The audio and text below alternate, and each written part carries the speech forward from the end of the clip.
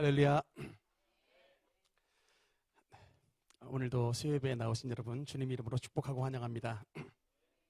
하나님께서 오늘 예배 시간 가운데 하나님의 성령의 기름을 부어주셔서 주님의 성막의 말씀을 통해서 우리가 한 가지씩을 배워나갈 때 그 말씀 한 절 한 절이 우리의 삶의 교훈이 되고 그 말씀 한 절 한 절이 우리의 삶의 능력으로 다가오는 하나님의 말씀 충만한 수요예배 시간이 되시기를 주님 이름으로 축복합니다. 오늘은 이제 성막론 7번째 시간 떡상에 대해서 이제 말씀을 나누기 전에 우리 계속해서 성막에 대한 복습을 말씀을 나누겠습니다. 이제 여러 번 하다 보니까 성막의 기구 7가지 기구가 머릿속에 이제 아마 기억이 되실 겁니다. 성막은 긴 이게 이제 이쪽이 동쪽입니다. 그래서 성막 7가지 기구 어떻게 배치가 되는지 대강 머릿속에 기억이 나실 텐데 일단 전체 가로 길이는 몇이었죠? 100 규빗이었습니다. 세로는 몇 규빗이었죠? 50 규빗이었고요. 첫 번째 기구가 뭐였습니까? 이쪽에 이제 오른쪽에 있는 동쪽에 있는 동문이었습니다. 그냥 문이라고 하기도 하고 첫 번째 기구가 문이었습니다. 이 문을 통해서 성막의 입구는 딱 한 가지였다. 그래서 이 문이 상징하는 것은 바로 나는 양의 문이라. 그래서 우리 하나님의 나라에 들어갈 수 있는 유일한 문 대신 예수 그리스도를 상징하는 것이었습니다. 그 다음 두 번째 기구는 문을 지나면 만나는 기구와 이 기구의 이름이 뭐였죠? 번제단이었죠. 번제단은 어떤 금속으로 만들어졌을까요? 놋으로 만들어졌습니다. 그래서 놋제단이라고 하기도 합니다. 이 번제단 두 번째 기구는 번제단이었고, 그다음 세 번째 이렇게 동그랗게 생긴 거 이것이 뭐였죠? 이게 바로 이제 물두멍이었습니다. 제사장이 이 번제단에 양과 소 이런 걸 잡을 때 여러분 그냥 잡히지가 않겠죠? 우리가 하다못해 생선 한 마리를 잡을 때도 생선을 잡으면 피가 막 낭자하게 튀지 않습니까? 역시 이 짐승들 양과 소를 잡을 때 제사장의 온 얼굴과 몸에 피가 튀길 것이기 때문에 이런 이제 또 오물도 묻고 피도 튀기고 할 때 하나님의 성막 안에 들어가기 전에 언제나 이 물두멍에서 자신의 손과 발을 깨끗하게 씻고 그 다음에 하나님의 성소 안으로 들어갔습니다. 지금 이제 이 바깥을 이쪽 파트를 뭐라 하면 성막 뜰이라 그래요. 뜰. 성막의 뜰에 이제 번제단과 물두멍이 있는 것이고요. 그 다음에 이 성소 텐트 안으로 들어가면 텐트는 두 군데 파트로 영역이 나눠졌는데 들어가면 이 남쪽에는 우리 지난 시간에 나눴던 뭐였죠 이게? 금촛대. 촛대. 이것이 바로 이제 금촛대는 네 번째 기구였고 그 다음 오늘 배울 떡상은 바로 이쪽에 있었습니다. 여기 이게 바로 떡상입니다. 그 다음 여기 있는 기구 휘장 앞에 있는 바로 이 기구가 뭐죠? 분향단이라고 그러죠. 그래서 떡상이 5번째, 분향단이 6번째. 이렇게 그 다음에 이 파트는 여기가 이제 성소 파트고요. 그 다음에 여기 이 부분이 뭘까요? 지성소 파트죠. 이 지성소에는 하나님의 기구 하나 들어있는데 이 기구가 뭐라 그럴까요? 이게 법궤. 모세가 시내산에서 두 돌판을 가지고 올라갔을 때 그 돌판에 하나님께서 친히 10가지의 계명을 기록을 해주셨습니다. 그게 뭐였죠? 10계명이었는데 그 10계명의 돌판이 10계명의 법이 들어가 있는 궤라 그래서 이걸 법궤라고 하기도 하고 언약이 들어가 있기 때문에 언약궤라고 하기도 하고 하나님의 증거가 나타나기 때문에 증거궤라고 하기도 합니다. 법궤, 언약궤, 증거궤 이것이 바로 이제 다 똑같은 법궤의 이름들입니다. 그래서 성막의 7가지 기구가 이제 머릿속에 그림으로 하면 이제 다 인식이 되실 것입니다. 그 중에서 우리가 지난 시간에 나눴던 지난 시간에 나눴던 금촛대 잠깐만 보겠습니다. 금촛대를 원어로 뭐라 그랬더라? 기억하십니까 혹시? 메노라. 그렇죠. 메노라. 예, 메노라라고 하는데, 네, 저렇게 생긴 기구였습니다. 대제사장이 하나님의 성소를 밝힐 그 메노라에다가 불을 붙임으로 해서 하나님의 성소 안이 밝혀졌다. 특별한 특징이 있었는데 뭐냐면 성소는 창문이 없는 구도예요. 여러분, 집에 창문이 없다라고 생각해 보십시오. 이게 얼마나 건축학적 개념으로 봤을 때는 성소는 잘 만들어진 건물이 아닙니다. 창문이 없는 그런 공간이 말이 되냐고요. 그런데도 불구하고 하나님께서는 저 창문을 두질 않고 하나님의 성소를 밝힐 유일한 빛의 근원을 바로 저 메노라 금촛대로 만드셨습니다. 저 상징하는 바가 뭐냐면, 특히 하나님의 이 성소 파트는 우리의 뭐를 상징한다고 했었죠? 이 성소 파트가 이 뜰은 이 전체 이 뜰 안에 이거는 상징하는 바가 뭐냐면 우리의 육체를 상징했고, 그 다음에 성소가 상징했던 바는 뭐였다? 우리의 혼을 상징했고, 그 다음 지성소가 상징한 바는 뭐였다?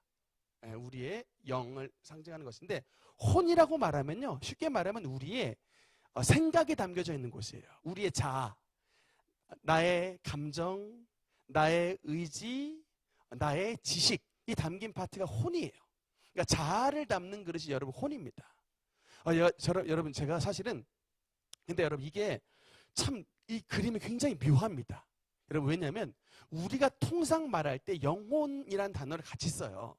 통상은 우리가 영과 혼을 분리해서 쓰진 않습니다. 그러니까 여러분, 통상적으로 우리 영혼은 하나에 뭉쳐진 것처럼 느껴져요. 우리의 마음과 생각이 한 군데로 느껴지지만, 그래서 사실은 이 하나님의 성소의 그림도 보면요, 영과 혼을 상징하는 이게 따로 떨어진 그림으로 이렇게 독립된 개체로 나타나 있지 않았어요. 이런 곳에 이렇게 돼 있는 거예요. 이렇게 마치 붙어 있는 것 같지만 사실은 자세히 보면 분리가 돼 있는 거예요. 세 파트가 따로 나 있는 게 아니라 영혼이 같이 붙어져 있는 것처럼 보이지만 사실은 조금 더 자세히 들여다보면 분리가 돼 있는 것처럼 그런 거예요. 우리 영과 혼이 다 진짜 그렇습니다. 어떻게 보면은 붙어 있는 것 같기도 하고 한 덩이 있는 것 같기도 하지만 사실은 자세히 보면 좀 분리되어 있는 것처럼 느껴지는 게 영혼이에요.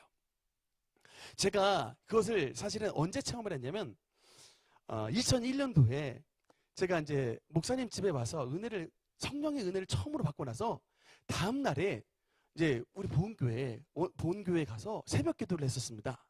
이제 새벽 기도를 참석을 했는데 갑자기 이제 그 당시에도 이제 우리 지금 새벽 기도처럼 목사님이 설교를 하시고 난 다음에 들어갈 때 테이프를 딱 틀고 들어갔어요. 카세트 테이프를. 그 음악이 딱 이제 스피커에서 흘러나오는데 그 당시에 찬양이 뭐냐면 이제 어서 돌아오 찬양이었습니다.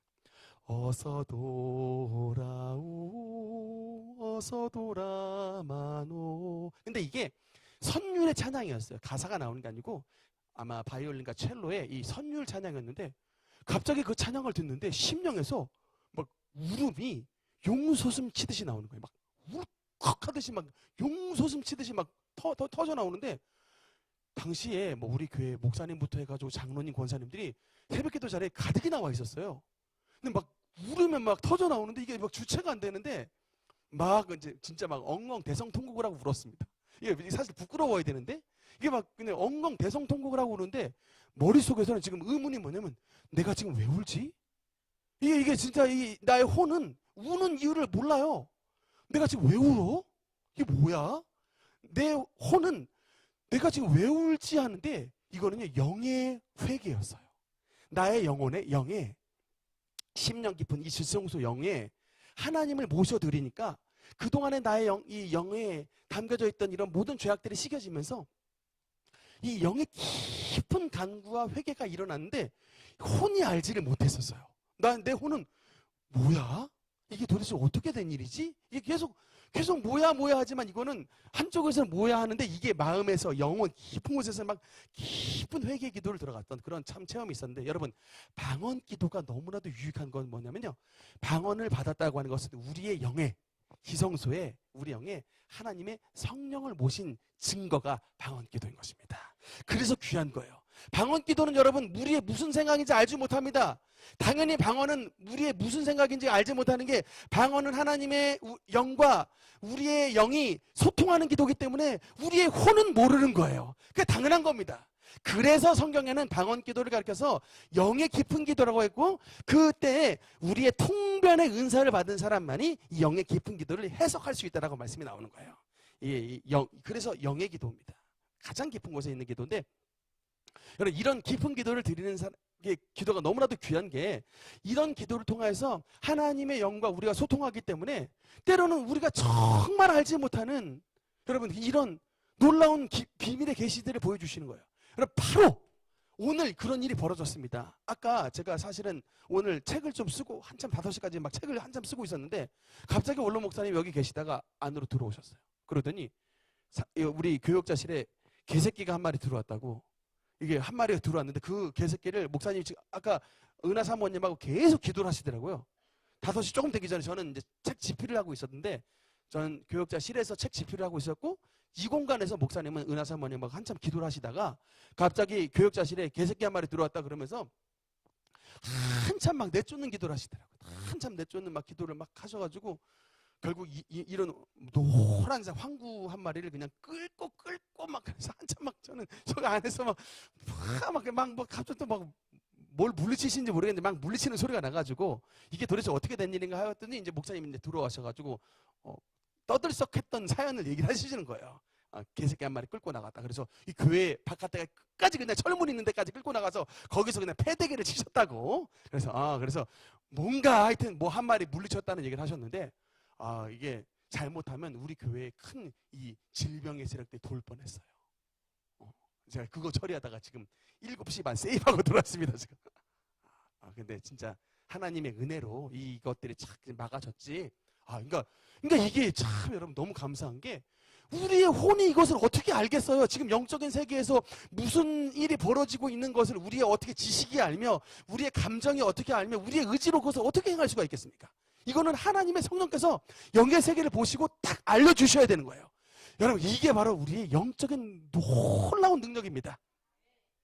이거는 그래서 여러분 고린도전서 2장에 보면 하나님의 깊은 세계는 오직 하나님의 성령께서만이 통달하신다고 말했어요. 사람의 눈으로 보지 못하고 사람의 귀로 듣지 못하고 사람의 마음으로 생각지도 못하였다는 것 같으니라. 여러분 그래서 참 방언기도 많이 하셔야 돼요. 다시 한번 체험했습니다. 야 정말 우리가 벌어지는 이 현상 속에서 일어나는 이런 영적인 일들을 우리의 혼은 죽었다 깨어나도 알지 못하는구나.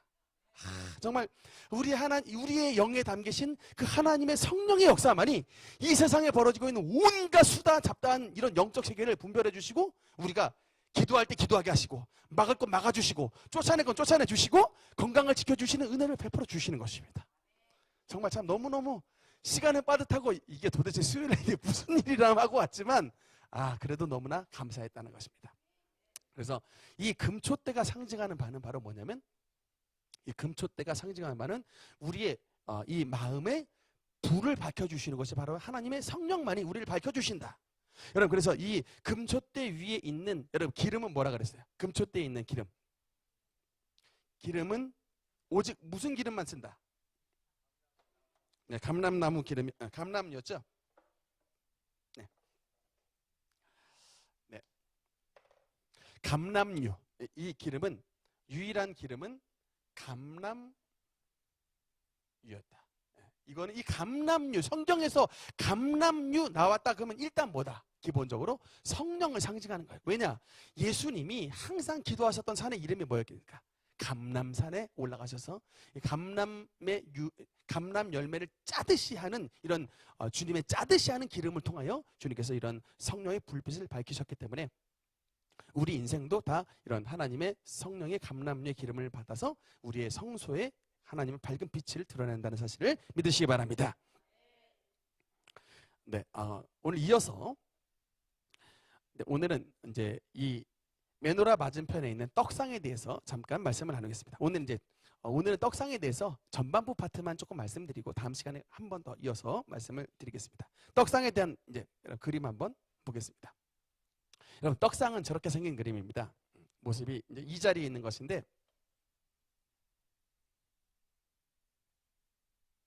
떡의 개수가 총 몇 개일까요? 한번 세보십시오. 떡상에 있는 떡상에 있는 떡은 12개입니다. 12개의 떡입니다. 그래서 이 12개의 떡을 올려놓은 이유가 뭘까요? 이스라엘이 몇 지파기 때문에? 12지파기 때문에. 12지파를 위한 하나님의 이제 떡이다라는 뜻입니다. 일단 여러분, 그리고 이 떡상에 있는 떡은 어떤 떡이냐면 여러분 이 떡을 그래서 진설병이라고 합니다. 진설병. 여러분 이름 들어보셨습니까? 진설병? 이걸 왜 진설병이라고 할까요? 이거는 안식일 날에 이 떡을 딱 매번 안식일 날마다 이 떡을 진설하기 때문에 그 이름이 진설병이에요. 보게끔 하는 떡입니다. 진설병. 근데 특별히 이 진설병은 뭐로 만들어졌냐면 무교병입니다. 여러분, 무교병이라는 게 뭐가 없다는 거예요? 누룩이 없는 떡입니다. 누룩은 뭘 상징하는 것이죠? 항상 성경에 기본적으로 죄를 상징하기 때문에 하나님의 성소 안에 있는 떡은 뭐다? 죄가 없는 순결한. 근데 여러분, 근데 참 이게 문제가 뭐냐면요, 여러분, 누룩 없는 무교병의 맛이 있을까요, 없을까요? 이게 맞습니다. 이게 문제예요. 무교병은 맛이 없어요. 파리바게트에 있는 달콤한 빵이 아닙니다. 그건 다 누룩 이스트가 들어간 아주 그 빵들은 다 맛있죠. 달콤하고 이게 탁 커가지고 뭔가 이게 빵도 풍성한데, 근데 여러분 지금 봐 있는 이런 누룩 없는 진설병은 맛이 없어요. 그래서 여러분 이게 뭐냐면 사실은 우리 하나님의 말씀은 세상의 맛과 비교하면요 그렇게 맛있는 음식이 아니에요. 세상의 화려한 음식이 아닙니다만, 그럼에도 불구하고 하나님은 이 세상에 있는 달콤함, 세상에 있는 죄를 상징하는 누룩을 빼는 그런 진설병을, 무교병을 하나님의 특히 이 빵은 누가 먹냐면 제사장들의 음식이었습니다. 제사장의 음식이었다. 구약 시대에 여러분 제사장 되는 것 참 그렇게 좋은 일만은 아니었던 것 같습니다. 그들의 안식일마다 먹어야 되는 주된 음식이 무교병이었다니까요. 달콤한 맛있는 그런 산의 진미를 먹었던 게 아니고 제사장들은 여러분 이제 이런 진설병, 무교병을 먹었다는 거예요. 근데 특별히 여러분 이게 오늘날에 이 진설병을 먹는 제사장들은 우리 목사님들만 말하는 게 아니라 우리 모든 주님의 성도들을 다 가리킵니다. 너희는 택하신 족속이요 왕 같은 제사장이요 라고 말씀합니다. 그것이 여러분 누구에게 해당되는 말씀이에요? 그러니까 꼭 성직자들에게만 해당되는 말씀이 아니라 우리의 삶을 살아가는 모든 주님의 백성들에게 만인 제사장이라는 것을 마틴 루터가 가르쳐 주셨잖아요. 종교개혁을 통해서. 그래서 이거는 뭐냐면 우리의 삶의 모든 영역에 세상의 달콤함을 추구하는 것이 아니라 하나님 안에서의 죄악에 빠진 어떤 이런 경건함을 추구하는 사람들입니다. 오늘 여러분 사실은 이 수요예배 나오신 것도 다 여러분 지금 다 진설병 먹고 있어요. 누룩떡. 여러분 지금 달콤한 세상의 떡을 먹는 게 아니고 어떻게 보면 딱딱한 하나님의 말씀을 지금 먹고 있는 것입니다. 왜? 이것을 통해서 어쨌든 이 진설병에 하나님의 생명의 양식이 들어있기 때문에, 하나님의 생명이 이 진설병 속에 들어가 있기 때문에 하나님이 주신 말씀이므로 우리는 먹게 되는 것입니다. 이것이 그냥 이거 뭐냐면 하나님이 주신 떡입니다. 감사합니다라고 해서 먹는 거예요. 세상하고 비교했을 때는 맛이 없지만 이것이 하나님이 주신 양식이기 때문에 감사함으로 먹는 사실을 믿으시기 바랍니다. 특별히 여러분 이 진설병을 먹을 때에 이 떡상은 이게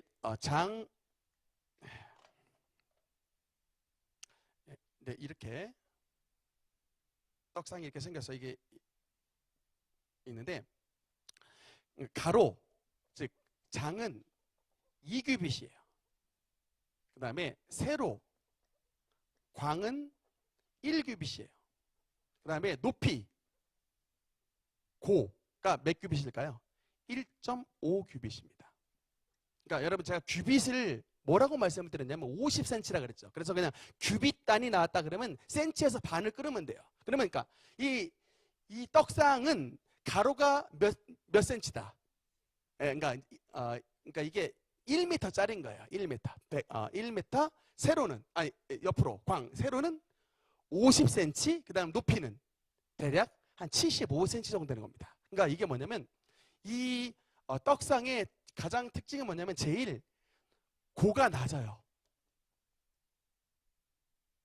고가 낮습니다. 제일 높이가 낮은, 성경에서 가장 높이가 낮은 성전 기물이 바로 떡상입니다. 그러면 이제 여기서 질문. 하나님께서는 왜 떡상을 높이를 제일 낮게 만드셨을까라는 겁니다. 바로 자세를 뜻하는 것이겠죠. 떡은 하나님의 말씀을 상징하기 때문에 떡을 먹는 자세가 뭐예요? 몸을 낮추라는 것입니다. 할렐루야. 그러니까 우리가 하나님의 말씀을 받을 때 이게 거만하게 다리 쫙 꼬면서 그냥 목 그냥 세워가면서 받는 게 하나님의 말씀을 먹는 자세가 아니라 제사장들이 하나님의 말씀을 받을 때 몸을 굽히라는 거예요. 몸을 굽혀야 진설병을 먹을 수가 있었습니다.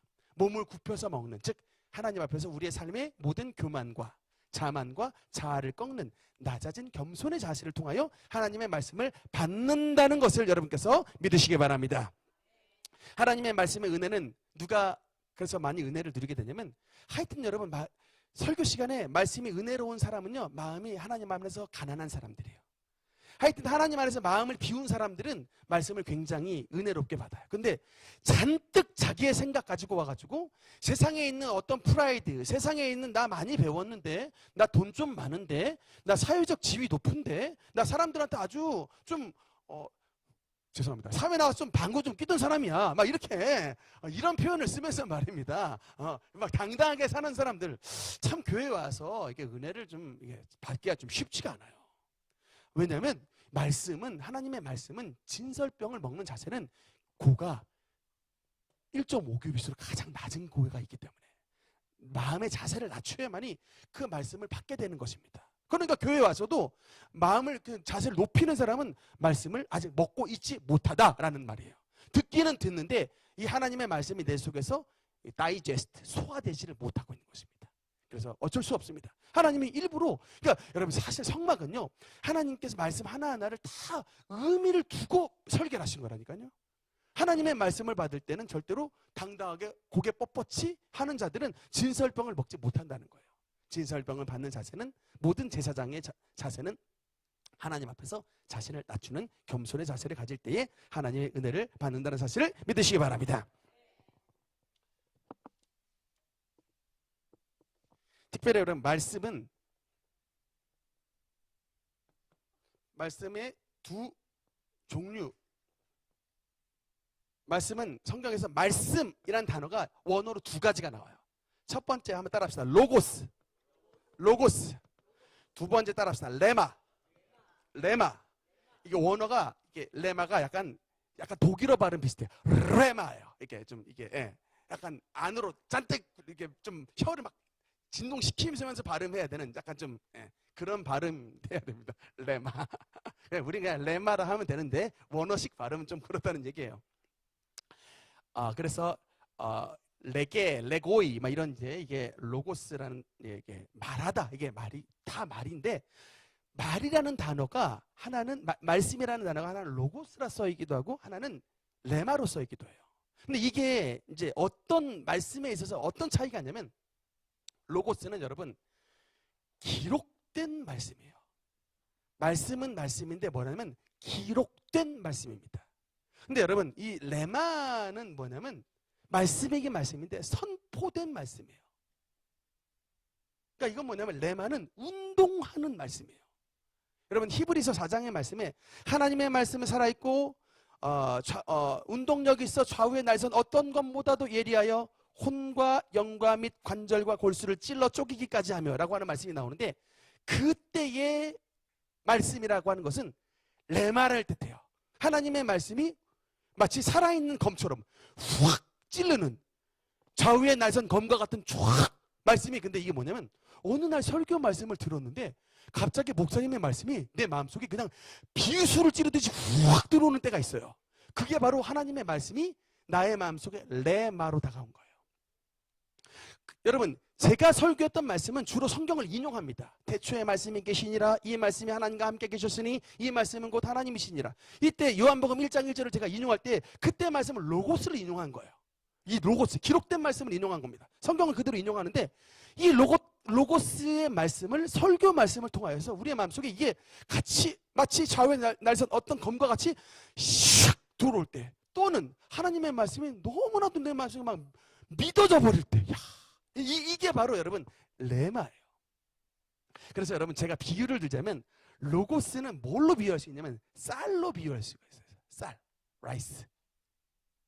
근데 여러분 레마는 뭐로 비유할 수 있냐면 밥이에요. 여러분 레마는 뭐를 주로 재료로 하냐면 쌀을 재료로 해요. 여러분 이게 진짜 중요하다니까요. 제가 기도원에 가서도 막 레마 받았다고 하는 사람이 굉장히 많아요. 막 예언자들이 막 그냥 레마를 받았다고 막 그냥 막 선포를 하시는 분 많은데, 물론 이 레마를 받았다는 게 그것이 뭐 예언을 하시는 분이 주로 레마를 받았다고 얘기를 하시는데, 제가 경험을 했을 때 경건하게 레마를 받으신 분들은 주로 그 재료가 언제나 이 쌀, 즉 기록된 written language, written word, written bible, 이것을 기록된 말씀을 가지고 선포를 하세요. 그냥 막 자기의 막 생각대로 이것이 막 그냥 막 레마 받았다고 하면 그거는 사이비로 갈 확률이 굉장히 높고요. 그러니까 여러분 기도원을 가도 이 기도원이 진짜 좋은 기도원이다, 안 좋은 기도원이라는 것을 판단할 수 있는 판별식이 뭐냐면, 말씀을 굉장히 성경 말씀을 많이 인용하면 그건 건전한 기도원인 확률들이 높습니다. 근데 하나님의 말씀은 다 막 뒤로 제껴두고 그냥 자기의 생각을 막 그냥 이게 막 하나님의 레마인 양 막 선포하는 사람들이 있는데, 그거 좀 문제가 심각한 곳이 많아요. 우리가 무조건 영을 다 믿어서는 안 되고 분별을 해야 되는데, 그 분별의 레마의 분별의 첫 번째 판별식은 바로 기록된 하나님의 말씀을 가지고 이렇게 선포를 해야 되는 거예요. 특별히 우리 기독교 역사에 어떤 역사가 많이 나타났냐면, 예수님이 오시는 재림의 때에 대해서 레마를 받았다고 말하는 사람이 많아요. 굉장히 많습니다. 우리 1992년에 우리 대한민국에 있었던 다미성교회가 대표적인 사건이었죠. 그 당시에 있었던 권미나 학생 이름이에요. 하방익 학생인데 알고 보니까 저랑 동갑이더라고요. 동갑이었어요. 나중에 그 하방익 전도사는 회개하고 저희 총신대학교 신학대학원으로 들어왔어요.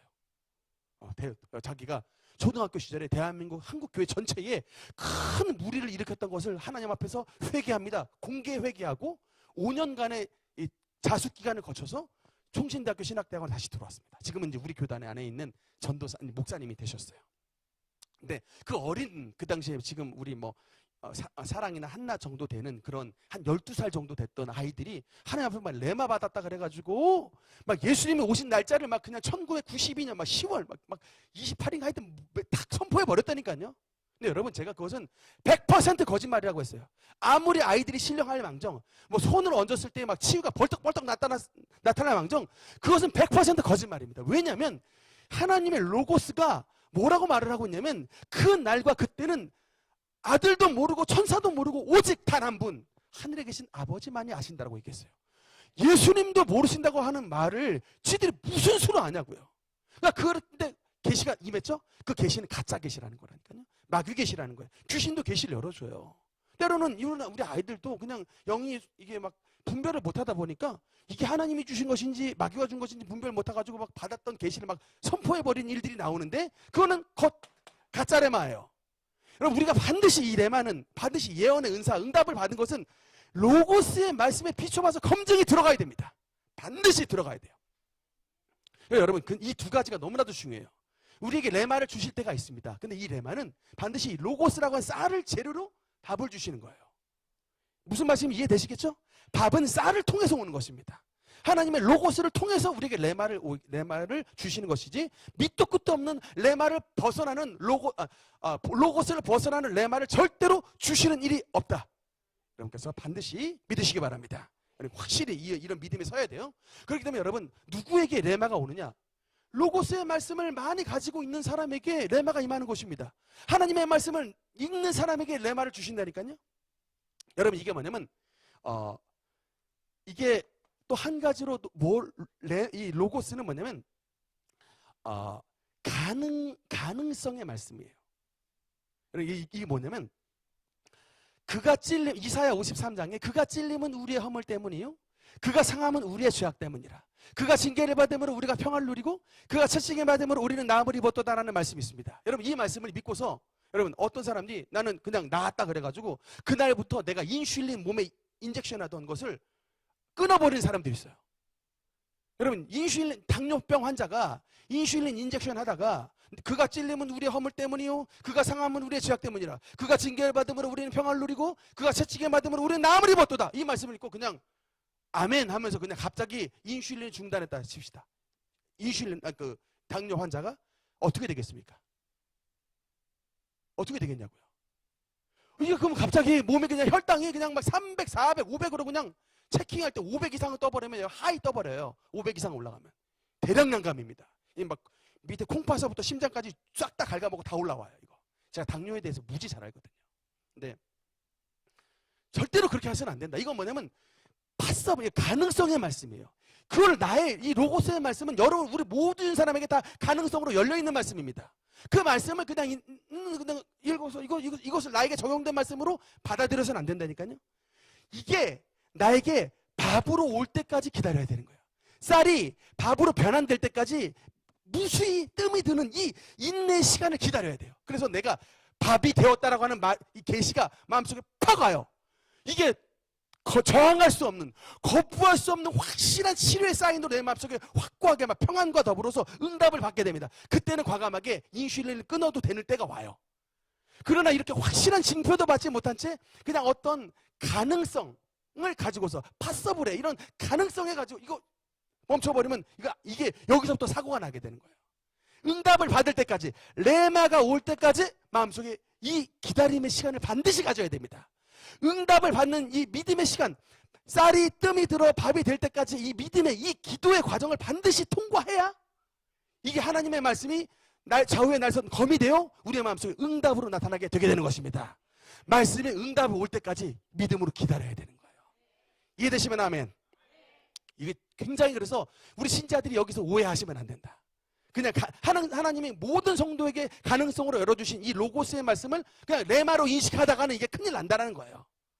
그러니까 사실 그래서 이거는 영적으로 치료를 받으려면 여러분 되게 참 챌린지가 필요한데, 근데 여러분 이 레마를 받을 반드시 필요가 있습니다. 왜냐하면 여러분 물론 몸 아플 때 병원 가시는 거 좋아요. 병원도 하나님께서 만드신 기구이기 때문에 가셔야 되는데, 제가 체험을 했는데 여러분 제가 옛날에 감기 증세와 두통 증세가 굉장히 많이 왔었어요.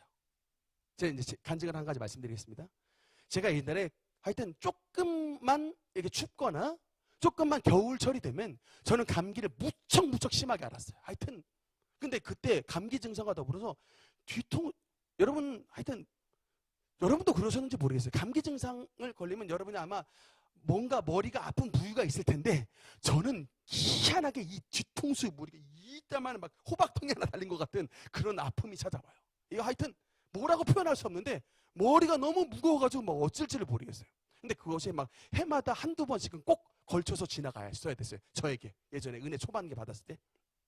그러다 제가 어떤 날 오기가 좀 생겼습니다. 아니 하나님의 말씀이 우리가 그가 채찍에 맞음으로 우리가 나음을 입었다라고 말씀하는데, 나는 되게 맨날 감기도 도대체 여기 그냥 한 해 두 번씩 찾아와가지고 맨날 왜 여기에 그냥 콧물 질질 흘리고 그냥 온몸 아파가지고 꼼짝 못하는 이런 꼴을 당하게 되느냐. 하루는 말씀을 보고 오기가 좀 생겼습니다. 그래서 그것도 아마 저는 하나님이 좀 저에게 약간 기도의 결단의 은혜를 좀 부어주신 거라고 보는데, 그날 제가 이제 이 감기 통증과 싸우기로 결심을 했습니다. 그럼 이게 진짜 쉽지 않아요. 몸은 여러분 하여튼 몸에 이 병마라는 게 마기 때문에 이것이 한번 나에게 들어온 상태에서는 기도할 기력이 안 납니다. 일단 기운 자체가 일단 첫 번째로 안 나요. 의지가 일단 안 생겨. 근데 그럼에도 불구하고 막 이를 악물고 이제 이 나를 지금 현재 감기 증세로 너무나도 괴롭히고 있는 이놈과 지금 싸우려고 하는데, 처음에 막 힘이 안 생겨가지고 막 기도를 시작하는데 모르겠습니다. 내가 얘랑 싸우다가 나 오늘 KO 패할 것 같은데, 내가 속으로 나 오늘 질 것 같은데, 그러면서도 그냥 좀 오기가 생겨가지고 열심히 기도하는데 한 20분째 내가 나사렛 예수 그리스도의 이름으로 내가 너 통증 이 귀신에게 명하노니 나 머리를 지금 괴롭히고 내 온몸을 지금 오한들게 하고 나를 지금 온몸을 지금 감기로 사로잡고 있는 이 더러운 감기 불법 귀신아, 예수님 이름으로 명하노니 물러가라고 하면서 이제 정말 막 그냥 온 사력을 다해서 막 기도를 했습니다. 그렇게 한 20분간을 막 기도를 하는데 순간적으로 갑자기 머리가 뻥 하듯이 1초 만에 나를 그렇게 괴롭히는 통증이 사라져 버렸어요. 하여튼 이때 이 막 환희, 이때 이 막 이 감격, 이때 이 막 건강의 은혜가 막 너무 막 하여튼 대단한 막 예수의 사랑 바닷물결 같이 내 개의 이만이 막 영광의 물결에 온전히 쌓여서 내 영혼의 기쁨 한량 없도다 혼자 막 찬송 부르면서 난리를 쳤습니다. 너무 갑자기 저를 그동안 막 맨날 며칠간 괴롭혔던 그 통증이 갑자기 1초 만에 팍 사라져 버렸으니까 막 영광의 물결이 막 내게 밀려오는데, 근데 여러분 특히 놀랬던 건 뭐냐면 그 이후에 그런 비슷한 통증에 놓은 저에게 뿌리가 뽑혔습니다. 안 찾아와요. 야, 전 진짜 놀랬다니까요. 이게 그러니까 템퍼러리가 아니에요. 이건 그러니까 여러분 우리의 메디슨은 템퍼러리의 역사예요. 그러니까 잠깐 임시적으로의 치료예요. 임시적으로 치료는 주는데 영구히 치료를 주시지 못해. 근데 여러분 기도를 통해서 우리에게 근원의 뿌리를 뽑잖아요. 병마의 근원의 뿌리를 뽑으면 그 다음은 그놈이 안 찾아와요. 그리고 여러분 더 중요한 건 그 저주가 절대로 여러분의 다음 때로 넘어가지 않습니다. 여러분 때 그 저주는 끊어지게 돼버린 거예요. 병마의 저주는 여러분 때에서 끊어지고 하나님의 건강을 물려주는 축복의 사람들로 서게 되게 되는 것입니다. 그래서 기도하셔야 된다니까요. 신앙의 유산을 물려줘야지 물려줄 게 없어가지고 자꾸 후손들에게 병마만 물려줘서야 되겠습니까? 근데 추석에 올라가면 병마 다 여러분 그게 진짜 이 가족 유전력이 제일 세잖아요. 병마도 신앙의 유산을 물려줄 망정 내가 병마는 안 물려준다 결심하셔야 됩니다. 그래서 여러분 이렇게 하나님의 이런 치료의 특별한 역사는 이런 레마를 통해서 우리에게 오시는 거예요. 여러분 그래서 이 레마를 받기 위해서 여러분 밥이 뜸이 들듯이 기도의 뜸을 열심히 들어야 돼요. 쌀이 밥이 되는 건 결단코 한순간에 되지 않습니다. 기도에 엄청난 무릎을 통하여 이 쌀이 밥이 되게 되는 이런 변환의 역사가 나타난다는 사실을 여러분께서 믿으시고 하나님의 레마를 받으실 때까지 주님 안에서 기도로 경건하게 살아가는 우리 모든 능력교회 성도들 되시기를 주님 이름으로 축원합니다. 다음 시간에 이어서 진설병에 대해서 말씀을 드리겠습니다. 기도하시겠습니다.